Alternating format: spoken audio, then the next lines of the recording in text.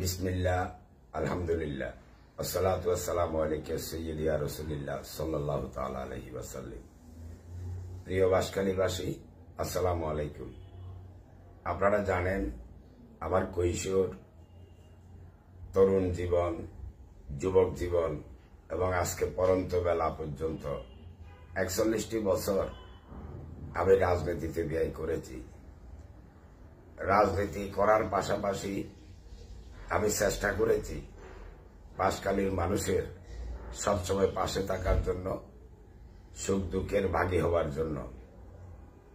আমার রাজনৈতিক জীবনে আমি সবসময় মাঠে ঘাটে মানুষের সাথে সুসম্পর্ক বজায় রাখাকে গুরুত্ব দিতাম। কর্মীদের দুরবস্থার সাথে নিজেকে সম্পৃক্ত রাখতাম।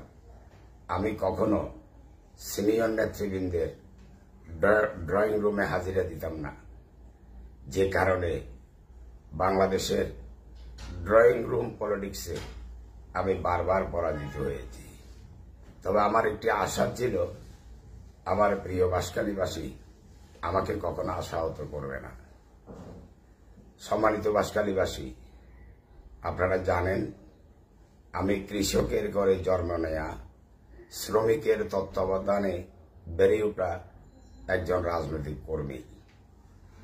আমার রাজনীতি আমাকে ছুঁড়ে ফেলে দিলেও আপনারা আমাকে বুকে টেনে না নিয়ে পারবেন না, এটা আমার বিশ্বাস ছিল। তাই বিগত ২২ নভেম্বর শনিবার দক্ষিণ চট্টগ্রামের সবচেয়ে বড় মাঠ বাঁশখালী আদর্শ উচ্চ বিদ্যালয় প্রকাশ জলদি হাই স্কুল মাঠে আমি একটি জনসভা ডেকেছিলাম। সেই জনসভায় মধ্যবিত্ত, নিম্ন মধ্যবিত্ত, নিম্নবিত্ত, হতদরিদ্র লক্ষ মানুষের উপস্থিতি আমাকে প্রেরণা জুগিয়েছে, আমাকে পুনরায় আশান্বিত করেছে। প্রিয় বাঁশখালীবাসী, আপনারা সেদিন আমাকে নির্বাচন করার জন্য পরামর্শ দিয়েছেন। আমি আপনাদের পরামর্শকে আমার জন্য আদেশ মনে করে আমি সেদিন নির্বাচন করার ইঙ্গিত দিয়েছিলাম। তারই ধারাবাহিকতায় আজকে পরিষ্কারভাবে আমি আপনাদেরকে বিনয়ের সাথে ঘোষণা করতে চাই, ইনশাআল্লাহ আগামী জাতীয় নির্বাচনে আমি অংশগ্রহণ করব।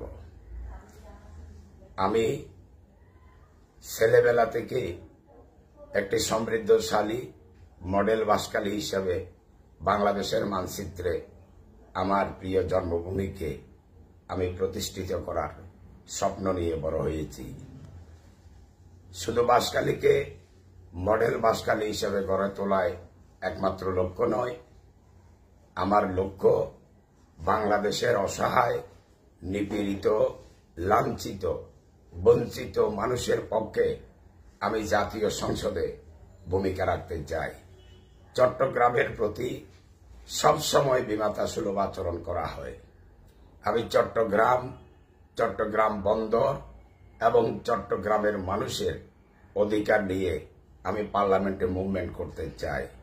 চট্টগ্রামের চাকরিহারা, কর্মহারা ছেলে মেয়েদের পক্ষে আমি ভূমিকা রাখতে চাই।